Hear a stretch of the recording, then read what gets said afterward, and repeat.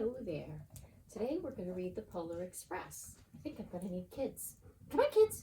Come on. Come listen to a story. That's a good girl. Lay down. Sit. Go listen to a story with the kids. All right, we're going to listen to the Polar Express. I know it's a good story, huh, guys?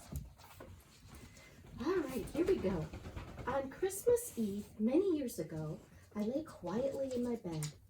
I did not rustle the sheets. I breathed slowly and silently.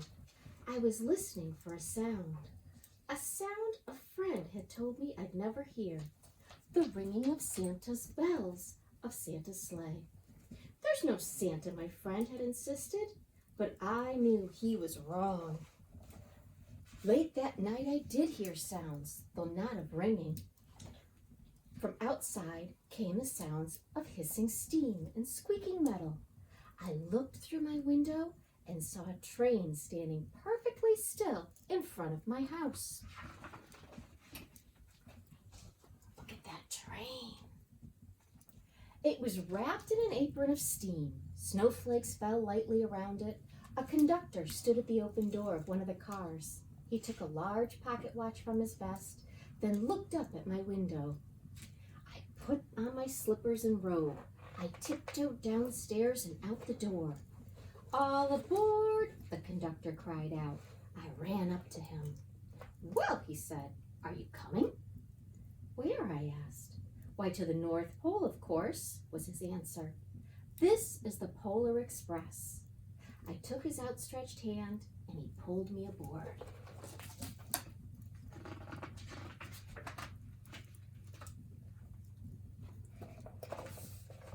The train was filled with other children, all in their pajamas and nightgowns. We sang Christmas carols and ate candies with nougat centers as white as snow. We drank hot chocolate as thick and rich as melted chocolate bars. Outside, the lights of towns and villages flickered in the distance as the Polar Express raced northward.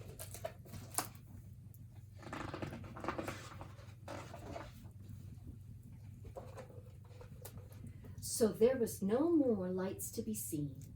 We traveled through the cold, dark forests where the lean wolves roamed and white-tailed rabbits hid from our train as it thundered through the quiet wilderness.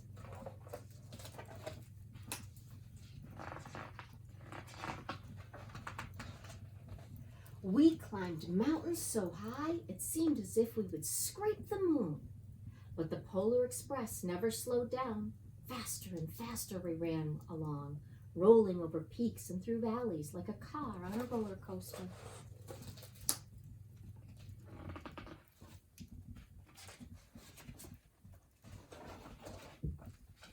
The mountains turned into hills, the hills to snow-covered plains. We crossed a barren desert of ice, the great polar ice cap.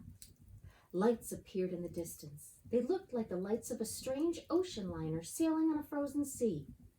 There, said the conductor, is the North Pole.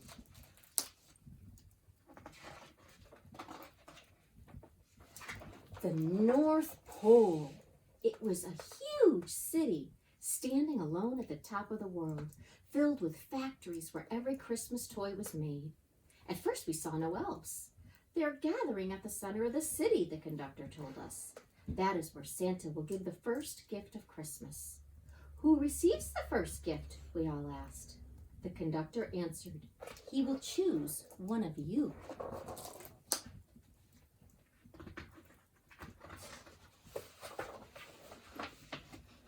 Look, shouted one of the elves' children.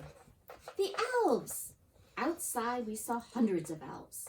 As our train drew closer to the center of the North Pole, we slowed to a crawl. So crowded were the streets with Santa's helpers. When the Polar Express could go no further, we stopped and the conductor led us outside.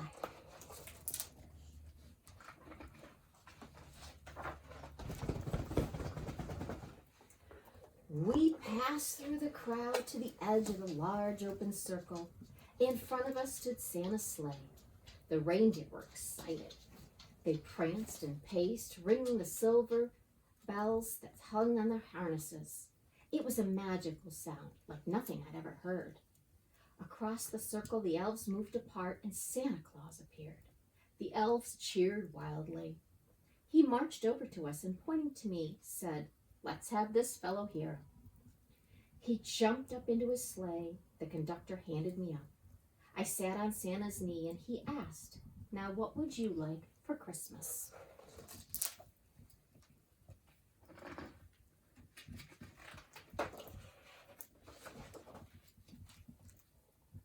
I knew that I could have any gift I could imagine, but the thing I wanted most for Christmas was not inside Santa's gift bag.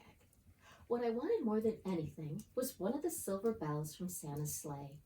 When I asked, Santa smiled. Then he gave me a hug and told an elf to cut the bell from the reindeer's harness.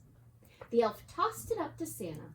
He stood holding the bell high above him and called out, "The first gift of Christmas."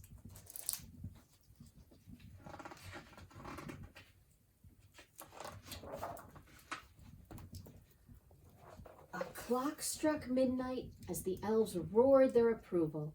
Santa handed the bell to me and put it in my bathrobe pocket. The conductor helped me down from the sleigh. Santa shouted out the reindeers' names and cracked his whip.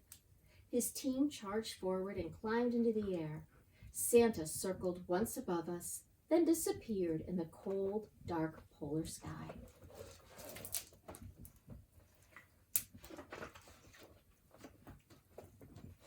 As soon as we were back inside the Polar Express, the other children asked to see the bell. I reached into my pocket, but the only thing I felt was a hole. I had lost the silver bell from Santa Claus's sleigh. "Let's hurry outside and look for it," one of the children said. But the train gave a sudden lurch and started moving. We were on our way home.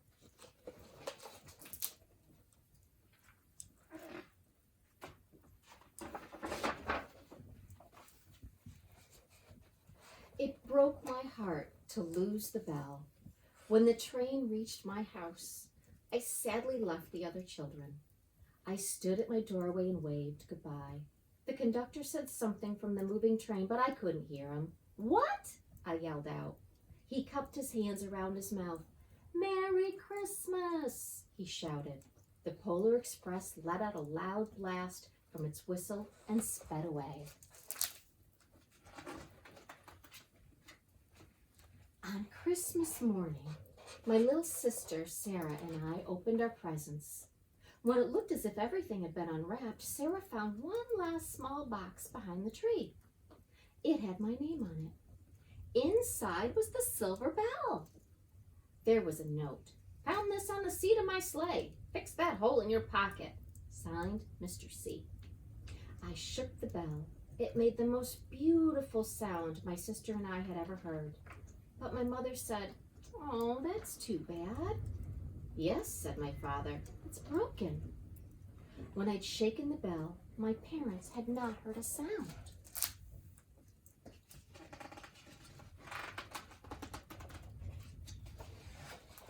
At one time, most of my friends could hear the bell, but as years passed, it fell silent for all of them.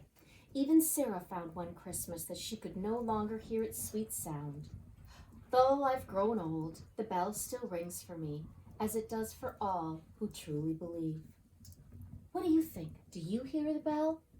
Guys, do you hear the bell? Can you hear it? Merry Christmas, everybody. Have a great holiday season. Thank you.